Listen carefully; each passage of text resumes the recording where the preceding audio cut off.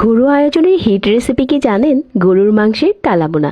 আর এই ঈদে কালাবোনা রান্না একদম সহজ হয়ে যাবে আজকের রেসিপি দেখলে। মাংস কেটে কুটে ধুয়ে পানি ঝরিয়ে নিয়েছি। এবার একটি পাত্রে মাংস নিয়ে এতে পেঁয়াজ কুচি, রাঁধুনি রেডিমিক্স কালাবোনার মশলা নিয়েছি 1 প্যাকেট। প্যাকেটের ভিতরে 2টো প্যাকেট থাকে। বড় প্যাকেটে সমস্ত মশলা দিয়ে দিলাম। রাঁধুনি সরিষার তেল দিয়ে দিচ্ছি 1 কাপ, সয়া সস দিয়ে দিচ্ছি, আর রুচি ঝাল টমেটো সস দিয়ে দিচ্ছি এখানে হাফ কাপ, পরিমাণ মতো লবণ এবং 1 কাপ পানি দিয়ে দিচ্ছি। মাংসের সাথে ভালোভাবে মাখিয়ে নিয়েছি।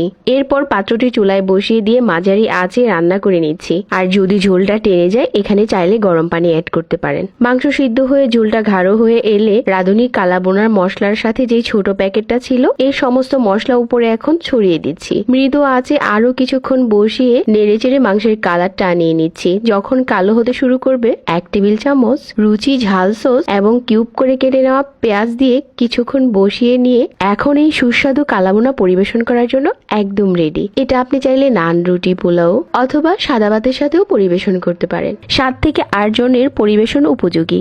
এই ঈদে রান্না করে ফেলুন রাঁধুনি রেডিমিক্স কালাবোনার মশলা দিয়ে স্পেশাল কালাবোনা।